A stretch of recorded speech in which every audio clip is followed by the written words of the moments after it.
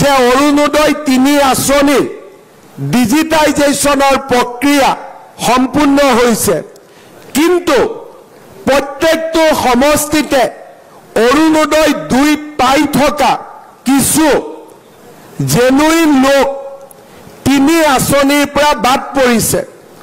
দ্বিতীয়তে, আমাৰ হাতত প্ৰত্যেকটো সমষ্টিতে কিছু দিব পৰা হিতাধিকাৰীৰ সংখ্যা ৰৈ গৈছে। আমি যাতে নতুন অৰুণোদয় অতি সোনকালে আৰম্ভ কৰিব পাৰোঁ আৰু আমাৰ কাৰ্যকৰ্তাসকলৰ সহযোগিতা বিচাৰিছোঁ, যাতে ৩০ জুনৰ ভিতৰত আমি অৰুণোদয় প্ৰক্ৰিয়া সম্পূৰ্ণ কৰিব পাৰোঁ। ইতিমধ্যে তালিকা প্ৰকাশ কৰিছোঁ কোন মাহত কোন সমষ্টিত আমি এই ধন আমি বিতৰণ কৰিম। ৩০ জুনৰ আগতে কোনোবা যদি পাবলগীয়া মহিলাৰ নাম এই আঁচনিৰ পৰা বাদ পৰিছে, বিধায়কসকলৰ জৰিয়তে এই নামো আগবঢ়াই দিবলৈ অনুৰোধ কৰিম, কাৰণ আগষ্ট মাহৰ পৰা জানুৱাৰী মাহলৈ আমি নিৰন্তৰ ১২৫টা সমষ্টিত এই আঁচনিৰ ধন বিতৰণ কৰিম। ৩০ জুনৰ পিছত তাক আৰু আমি ঠিক কৰাৰ বাবে সুবিধা নাথাকিব।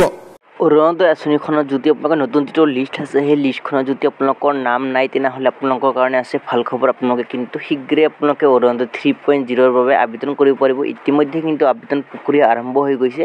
যিসকল মানুহৰ নতুন তালিকাখনত নাম নাই, সেইসকল মানুহে কিন্তু নতুন কৰি আপোনালোকে আবেদন কৰিব পাৰিব।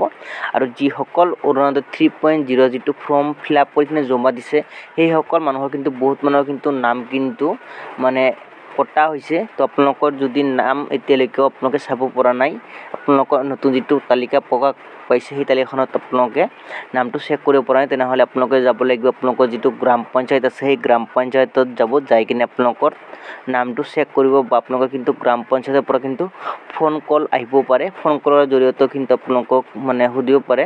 তো আপোনালোকৰ যদি ফোন কল আহিছে, আপোনালোকৰ গ্ৰাম পঞ্চায়তত যাই কিনে আপোনালোকৰ শুদ্ধ ডকুমেণ্টছবোৰ দি আহিব।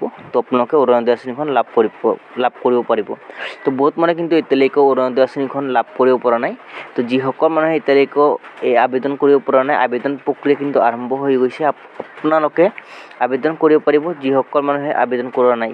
তো ইতিমধ্যে কিন্তু আবেদন প্ৰক্ৰিয়া আৰম্ভ হৈ গৈছে।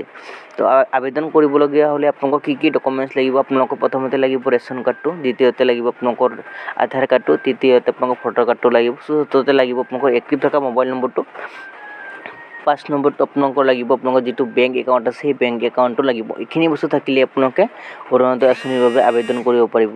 বহুত মানুহে কিন্তু